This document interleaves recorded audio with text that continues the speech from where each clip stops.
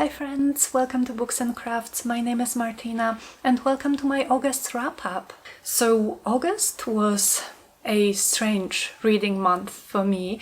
I've read the most books I think I've ever read in 1 month. I read 16 books and I think it's partly, if not mostly, due to the fact that we had such a heat wave for so many days in August, and it was so hot outside and it was so hot inside. The apartment that I am renting does not have AC and there is not much I can do about it, and it heats up so easily. So for the most part of this month I didn't have mental capacity to do much more than reading, and also I think it's reflected in the books, in the types of books that I read, because this month I definitely read more young adult fantasy than I usually do. I still read a lot of adult fantasy, which is what I usually read most often, but yeah, there were also some young adult fantasy, some non-fiction, and I have a whole selection of books to talk about, ranking from 2 stars up to 5 stars up to some new all-time favorites, and I am so excited to talk about. Without further ado, let's start with the books, and the way that I'm going to be talking about them is I'm going to start with the ones that I rated the lowest and then make my way up to those new all-time favorites. So this month I had 2 2-star reads, and the first book that I have to talk about is actually one that I read the most recently, just before the month ended. And an interesting thing is that I already don't remember much about this, and this is The Thief by Megan Whalen Turner. And it's not that I disliked this book, it's more, I think, the fact that, like I said, I don't remember much about this, and also it just went by so fast and I don't feel like a lot happened in this book. I didn't feel connected to any of the characters. I've heard that this book sets a foundation to what comes next. This is quite a long series, but all in all, this is a YA fantasy in which we are following Jen, who is this genius thief who, as per his own words, can steal everything, and we meet Jen when he is actually in prison. And so one day he is visited by a magus of this kingdom where he lives, and he is given an almost impossible task of stealing something. He is not even told what this is, just that it's going to be really difficult. But of course he agrees to this because he wants to be out of prison, and he's also convinced that he will be able to achieve this task. And so he, the magus, and a small group of people all travel. So there is quite a lot of traveling in this book, and I usually like traveling trope, but I feel that nothing really captivating happened during those travels.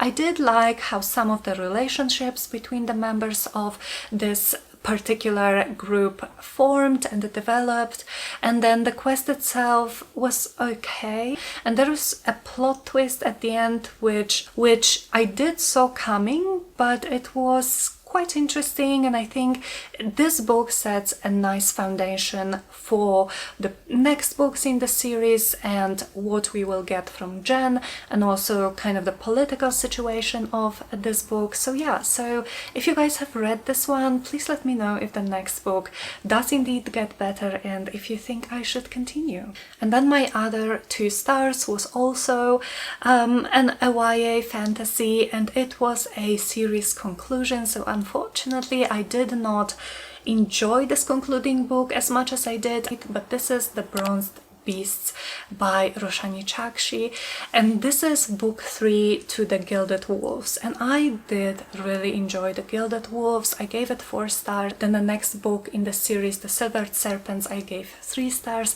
and unfortunately this one is 2 stars for me. But in the series we are following a group of people, a true found family.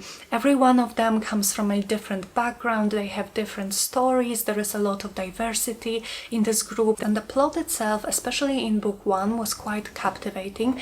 We are set in Paris at the turn of the century, and everything is just so luscious and luxurious. I think the plot in all of those three books is what made me give them less and less stars as the books progressed, because as the books go on, the plot gets more and more convoluted and messy. However, in this first one, I really liked it. There are a lot of mystery, there is a lot of history, and the author draws from many mythologies. But I think what I did not like about this last one, it was just a bit too much for me, in a sense that we had Egyptian mythology and Russian folklore and some Greek gods and mythology, and more were added to the story. And it for me just did not build a coherent story and storyline. I'm still happy I read it, and I would definitely recommend it, especially book one. It was quite good, but yeah, I'm just a little bit disappointed with the ending of the series. And then we get to my 3 stars, and I had 2 3-star books this month. And the first one was actually a novella or even a short story, and I read it from the Arcanum Unbounded by Brandon Sanderson, and the story is The 11th Metal.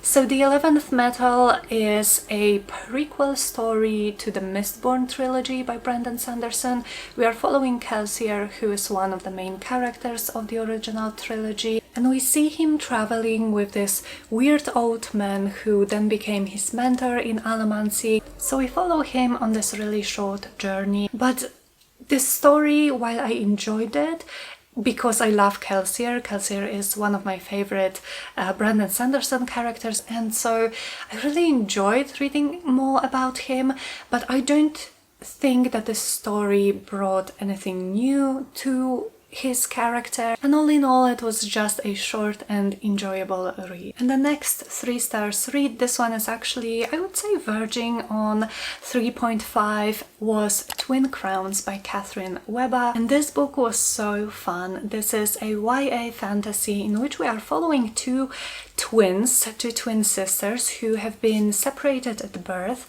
and each one of them was raised in quite different environment. So one of them, Rose, is raised in the palace where her father was king.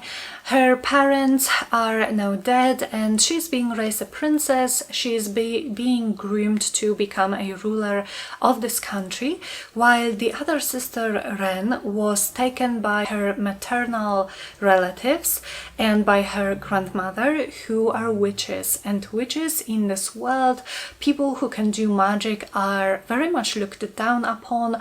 It's even crime to have any types of powers, so they are hiding. So Ren has been groomed to actually take Rose's place in the palace and become the ruler that the witches needed. They are identical twins, so we actually start the story when the switch happens. This was such a fun, quick-moving story with great angsty romance, a really nice sister relationship, and I really enjoyed it. And so now for my 2 3.5-star reads. So this first one, it is The Prison Healer by Lynette Noni. In this we are following Kiva, who is the titular prison healer. She has been held at this high security prison since she was a child, so it was about 10 years ago when her father was captured, and she, along with her father, has since passed, and she has kind of taken his mantle of being the prison healer. So basically the setup for this story is that we have a ruling family in this kingdom, but also there is a group of rebels, and they have someone who they call a rebel queen, and no one really knows who the rebel queen is. But then when a new prisoner, an older lady, is brought to this prison, it is suspected that she is in fact the rebel queen, and so it is decided that in order to prove her innocence, she has to go through this really difficult trial which nobody really survives. It's like 4 elemental trials where they have to survive a trial by air, a trial by fire. And so for some reason, Kiva decides to take this rebel queen's place. And the trials themselves were really interesting. I really like the sort of trope of like trials or games or competition, and I really did not know how she was going to get out of it, and even if she was going to get out of it. And the ending really got me excited for part 2. And my next 3.5-star read is one that I am so sad about. I thought this book was going to be, if not 5 stars, then at least a strong 4 stars. And this is The Grace of Kings by Ken Liu. This book I really had trouble with because the narration style is definitely something that I do not like, I do not enjoy. So in this we are following this country called Dara. This is an island country which is divided into several states, into several provinces, which used to all be governed separately. But then a king of one of those provinces, Zana, decided that he is going to gather an army, go to war and unite all of those states into one empire. He won the war. It was a very, very bloody war. He then crowned himself an emperor, and he is not the most popular emperor, and there has been several attempts to assassinate this emperor, and when one of them succeeds, his youngest son is set on the throne, and he is being completely manipulated by his advisors, by the region. And because of that, there are a lot of rebellions, there are a lot of people who now crown themselves kings, who try to retake what this bloody war took from them. And in this setup we are following our two main characters, Kunigaru and Matazindu. Kunigaru is a bandit, a very charismatic bandit, who through some events actually becomes a leader of one of these rebellions. And then Matazindu is a son of a duke who used to be the duke for the deceased emperor, but he was betrayed. He then took his own life and basically his whole legacy with him. And so Matazindu and his uncle are the only ones surviving from this family, and now they try to take back what is theirs.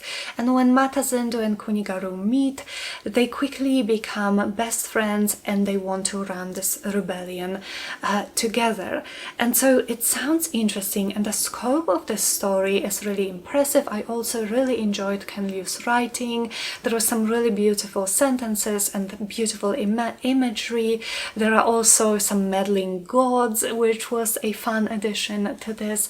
But what did not work for me is the narration style, because we have an omniscient narrator, and so we don't really spend any time at all in the characters' heads with their thoughts and with their feelings, as is what I personally prefer, but rather we skip from one to the other. The narrator knows all of the thoughts of all of the characters. There are so many characters introduced here, and also so many of them die quite quickly, so you don't even get attached to any of them. While by the half point of this book I got quite interested in the plot and in what was going to happen, this definitely felt to me as if someone took actual historical events and then decided to tell them, and added a little bit of plot and added a little bit of motivations for the characters.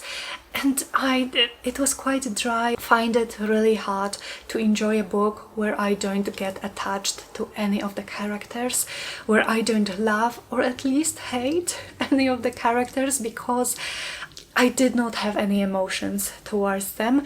And I've heard that this book is just a prequel to the story, just a setup for a political situation, and it definitely felt like that. So I am willing to give the second book a try, and I hope it was going to be better.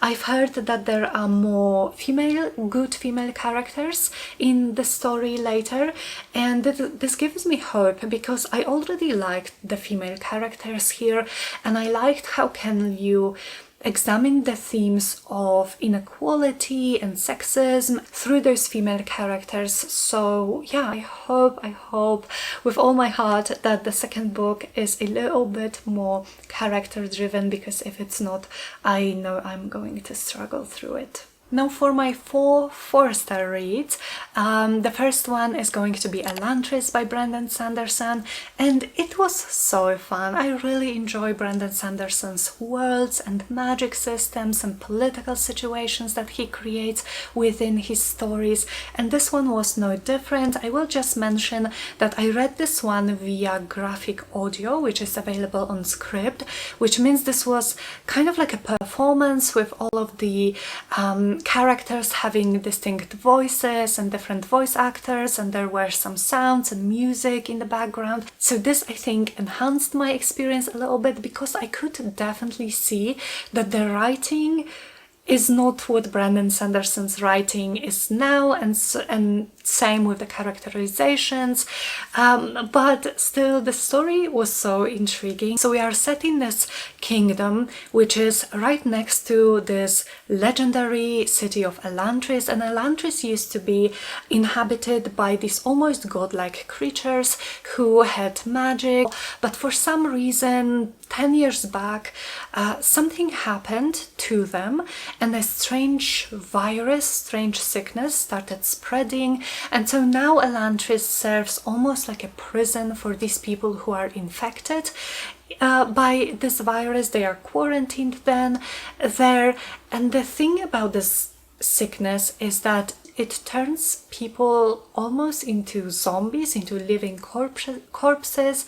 Their hair starts to fall out, their heart stops beating, they don't have to eat, although they do feel hunger. An interesting thing is also that their wounds never stop hurting, so you have to be very careful not to wound yourself, not to cut yourself or hit anything, because it's never going to go away. The pain is going to be there forever. And we are following a few characters. One of them, Ryadan, is the prince of this kingdom, of this nearby kingdom, and he at the beginning of the story gets infected with this virus, gets sent to Elantris, and is presumed dead in the outside world. And there he tries to navigate this new reality of living in Elantris, and he also tries to build kind of like a society or a community within Elantris. And he reminds me so much of some of Brandon Sanderson's other later characters, like Elend from Mistborn or Kaladin from Stormlight. I feel like he does like this archetype of a character who gathers people around them and in this hopeless situation just builds a community. And I also love this trope, this archetype, so I enjoyed following him as well. And then we also follow some characters outside. Through them we see the political situation, there are religious themes as well, so it was really fun. The next 4-star was Half a Soul by Olivia Atwater, and this is a fairy regency romance, but in this we are following our character Dora, who when she was a child she had an encounter with an evil fairy who wanted to take her soul, but he was interrupted by Dora's cousin, and he managed to only get half of Dora's soul, and the half that Dora is left with, it kind of makes it unable for her to feel very sudden emotions. She feels long-term emotions, so for instance if someone spooks her she is not scared, but after some time she may realize that she is actually anxious about this encounter. So she was such an endearing character to follow, and so we are following her and her cousin. Her cousin is actually introduced to the society this season, and they go to London, and there they encounter a Lord Sorcier who is actually like the king's mage, something like that, and Dora's cousin kind of makes a deal with him because she believes if there is anyone who can help Dora regain the missing half of her soul, that would be him. And there is such a cute romance in this story, and there is also a mystery. There are some children in London who fall asleep and never wake up, so we are also investigating that alongside with Dora and Lord Sorcier. It was lovely, it was cute, it was fun, and I highly recommend if you are in a mood for a Regency type romance, this Jane Austen-esque type of story with just a pinch of magic. This next 4-star was also the cutest, the most wholesome story ever, and it is Legends and Lattes by Travis Baldree. This was so sweet, and I read it via audiobook. It's again available on Script, and the author, who is a professional audiobook narrator, narrates it himself. So again, I think that it enhanced my experience even more with this book. And so we are following our main character Viv, who is a mercenary orc, and one day she decides she wants to end with this life of war, and she wants to settle down and open a coffee shop in a city or in a town where people do not even know what coffee is. There is a feeling of a found family. The descriptions of coffee and pastries are exquisite. I made the mistake of listening to it on a long car drive where I did not have access to coffee or cinnamon rolls, and I was so hungry. So I do not recommend reading it when you are hungry and have no access to food. But other than that, it was really touching. The Burning God by R.F. Kuang, book 3 in the Poppy War trilogy, was my other 4-star. I liked the very ending. I think it was quite realistic, but I just did not enjoy the majority of this story. There was a lot of battle planning and strategy. This isn't really a character-driven story. Now, in this trilogy, we are following our main character Rin, who goes to this very prestigious military academy, and she trains alongside other teenagers for war, and when war actually happens, they are thrust into the thick of things, and they really quickly have to face the fact that what they thought war was might not exactly be the reality. So I really appreciated the representation of PTSD and war trauma and fear in the characters. But again, I would not say it's a character-driven story. Rin is a fascinating character to follow, but I just wished we got even more of her internal monologue, and also I wished that we got more from other characters, because this story, all of the 3 books, are all told from Rin's perspective, and we only see some glimpses of what the other characters might be going through. But all in all, I think it is a great, very strong trilogy, but it also was not very easy to read at times, because R.F. Kuang does not shy away from describing the atrocities of war. So yeah, so just be careful with this. I really enjoyed it, and I am excited for R.F. Kuang's next project, which is Babel. Now I have 2 books that I rated 4.5 stars, so almost 5 stars, but not quite. And the first one is again included in Arcanum Unbounded by Brandon Sanderson, and it is a novella called Mistborn Secret History, and I loved this so much. I don't know how and why I haven't read this before. I loved it so much. We are again following Kelsier, who once again is one of my favorite characters, so that's already an advantage. But we are following some of the events from the original Mistborn trilogy, but told from a little bit of a different perspective. Now, this novella contains major spoilers for the whole Mistborn trilogy, so I'm not going to be talking much about the plot here, but just know that in this, I think for the first time we learn more about Cosmere, which is this extended universe that Brandon Sanderson created and that many of his adult fantasy books are set in. And so we see glimpses of what Cosmere may be and how it may work. And also this novella made me cry. I was so emotional. I really, really loved it. And the other 4.5 read is another conclusion to a trilogy. I actually read quite a lot of concluding novels this month, and this is Ship of Destiny by Robin Hobb, and the first book of this is Ship of Magic. This is the Life Ship Traders, which is the second trilogy in her extended Realm of the Elderlings series. And this one again was a roller coaster of emotions. Nobody can do characters like Robin Hobb, and nobody can make me cry when something happens to the characters I hate. There is a character here that I've hated since book 1, and it's not Kyle. I know everyone hates Kyle, and I hate him too, but Kyle is like an obvious villain. So there is a character that from book 1 you are not sure if they are a villain, but I hated them. And there was this one emotional scene with them here, and I actually cried, and I was so shocked. But it's just because how masterfully Robin Hobb can write characters in emotions. And so in Life Ship Traders we are following a large cast of characters. This is Robin Hobb's multi-POV story.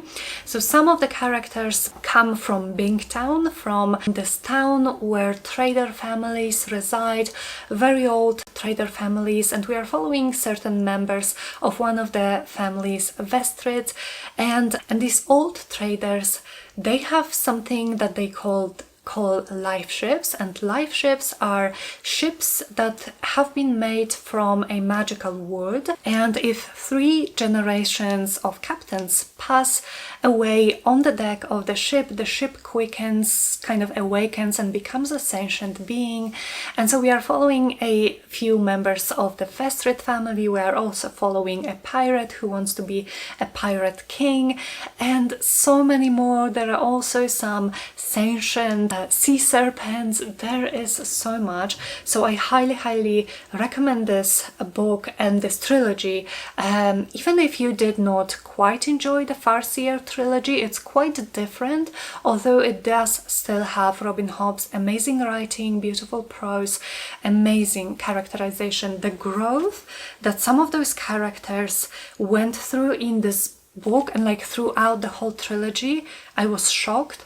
And I was so impressed, and oh my goodness. The only reason that I did not give it 5 stars and why this whole trilogy is more like a 4.5 instead of 5 stars for me is I did not really love any of the characters as much as I love Fitz and the Fool and Night Eyes, the characters from the Farseer trilogy. I didn't really love any of them. However, there were some characters here that I've hated more than I've ever hated some characters. So again, if you did not enjoy the Farseer trilogy, please give the Life Ship Traders a chance, because it's just brilliant. Then the first one of my 5 stars, although I was a little bit hesitant in ranking this because it's a memoir, and I never feel quite comfortable ranking a memoir and ranking someone's life. So what I did rank and what I gave those 5 stars for was the writing, was the way the story was told, and the book that I'm talking about is Finding Me by Viola Davis. This book was incredibly hard to read. It had me crying in chapter 1. It had me shocked into silence throughout the first half or first 2/3 of the book, and then had me weeping with joy throughout the last part of the book. It was again a roller coaster of emotions. It was a very hard book to read. Please check out content warnings, but some of them include extreme poverty, child negligence, child abuse, sexual abuse, and many more. Viola Davis has for the longest time been one of my favorite actresses, but honestly this book elevated her to one of my favorite people in the world.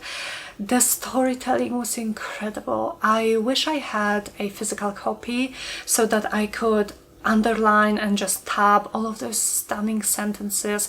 There is so much self-work that she does in this book. There is so much self-compassion and also compassion towards other people. She had a really difficult life, and especially her childhood was quite horrendous, and her parents weren't always there, and her parents were also sometimes the reasons of some of her traumas, but the way she approaches them with so much compassion and just so much understanding that they were in fact only human and they also made mistakes, and there is so much forgiveness. I don't know, you guys. If you are interested at all in reading nonfiction and memoirs and in Viola Davis, I highly recommend this book. It's beautiful, it's heartbreaking, it made me laugh sometimes. I also highly recommend the audiobook because it is narrated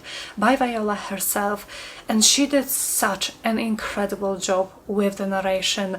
It was so emotional, you could hear the raw emotions in her voice. So definitely the way to go with this book.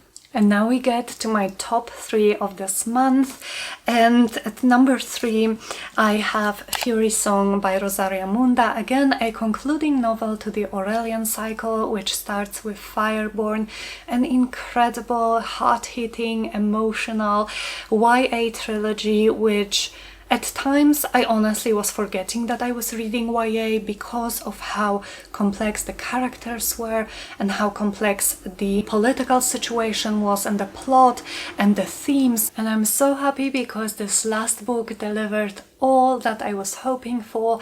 There were tears, there was heartbreak, there was hope, there were incredible character developments and relationships between characters. So in this trilogy we are following a post-revolution world. So I believe this is inspired by the Russian Revolution. So we used to have a regime where dragon lords ruled the country. They were dragon riders, the only people who could actually ride dragons, and the lowest social class was serfs. And they really mistreated them. And so then there was a revolution. This old regime changed for something new, and in the story we are examining whether this new regime is in fact better than the old one, what are some disadvantages to it. So again, it's quite political, but the best part of it is the characters, and we see all of those political changes and all of the themes discussed through the eyes of our characters, which is for me the best part. And I believe that this just has to be my favorite young adult trilogy of all time. It's definitely towards the top. And then I have a book that I actually also have a vlog for. So if you would like to again see some more of my thoughts about this and also some information about how I annotated this book, I will link it below. But this is The Sword of Kaigen by ML Wang. This is an incredibly character-driven war story, Asian-inspired, in which we are following a mother and a son who try to navigate the reality of war. So Mamoru, who is a 14-year-old boy, he has been taught his whole life that the place where he lives, Kaigen, is a home to the country's most renowned warriors, those samurai type warriors, and he is now in school training to become one of them. But very quickly he becomes a little bit disillusioned about this when a new boy transfers to his school, and this new boy has actually traveled a lot of this world with his father, and so he has a slightly different view on Kaigen than Mamoru does. And through their conversations we learn that perhaps some of the history that is glorifying Kaigen and that has been taught to the students for the longest time may not be as accurate as it seems. And we see Mamoru struggling with this realization, and then we are also following his mother Misaki, who is an incredible character. And Misaki It's hinted quite early that she used to have a warrior's past and that she could have been actually a really great warrior. However, in Kaigen is quite conservative and also quite sexist. There is a lot of misogyny, and in Kaigen women are not supposed to be warriors. They are supposed to be mothers and housewives and wives. By society standards, she is one of the luckiest women. She has 4 sons, which is very highly regarded. She is also the wife of a very powerful warrior, so by all accounts she should be happy. She is not. We very quickly see that she is struggling, and when war ensues in Kaigen, we see both Misaki and Mamoru trying to navigate this new reality, and Misaki especially, she is confronted with her past, but she also is fighting for her own place in the present, in the society, fighting for respect. And again, in this book, there is some of the most incredible character growth for so many of the characters. I also enjoyed the side characters. They were all quite distinct. I really enjoyed the magic in this. It is an elemental magic. The Kaigenese deal with water, and so they make weapons from ice. And honestly, one of my favorite parts of ML Wang's writing was the way she wrote combat scenes, because I personally don't usually like fighting sequences in books. I find them quite boring and I quite often skim through them, but in this they were incredible because she took so much care with the characters and she showed us the fight through the characters' eyes. So the fighting itself was quite interesting, but we also were all the time aware of the characters' thoughts and feelings and emotions, and it was incredible. It was so interesting. So please, if anything that I said sounds interesting, please pick this up because it was incredible. And now for my favorite book of this month, and both this and The Sword of Kaigen just are instantly my all-time favorites, but this first book is Daughter of the Forest by Juliette Marillier. I read this so long ago, it feels like. I read this at the beginning of the month. It was, I think, the first book that I completed, and I could not stop reading it. I was instantly transported by Juliette Marillier's beautiful writing and her incredible characters. So this is actually a retelling of The Six Swans by Brothers Grimm, and in this we are following Sorka, who has 6 brothers, and her mother died at childbirth and her father has been neglecting the family. So Sorka and her brothers grew up by themselves, taking care by themselves. They grew up in this incredible magical forest where their castle is. Their father is a lord of a lot of land, and so Sorka especially, she has such a special connection to the forest. And so one day her father comes back from one of his war trips and he brings a woman with him, a woman he now intends to marry. But it quickly becomes clear that this woman may not have Sorka's family's best interest in her mind. And so one day she bewitches Sorka's brothers, casts a spell on them, turning them into swans. Now Sorka is visited by fair folk who inhabit this forest, and she is told that she is the only one who can lift this curse, and she has to weave 6 shirts, one for each of her brothers, using this very poisonous plant. She has to do it all by herself, and throughout the whole thing she cannot utter even a single word or they will be swans forever. And so starts this incredibly captivating story of Sorka. Sorka is a wonderful main character. She is resilient, she is brave. I really love the relationships in this book. She has a distinct and unique relationship with each one of her brothers. There is also a beautiful romance here, an amazing friendship, and almost like a found family feeling. Beautiful setting, beautiful writing. All in all, definitely one of my favorites of all time, and I am so much looking forward to reading some more Juliette Marillier soon. And so that was all of the books that I had to talk about. It feels like I've been talking for an hour. Hopefully not, I will see while editing. But yeah, thank you so much for watching. Please let me know if you've read any of those books, what did you think about them, and what were some of your favorite books that you've read in the month of August. I would love to know. I would love to chat with you in the comments. I would so much appreciate it if you subscribe to my channel and liked this video if you enjoyed it. And yeah, I will see you guys very soon in the next video. Bye!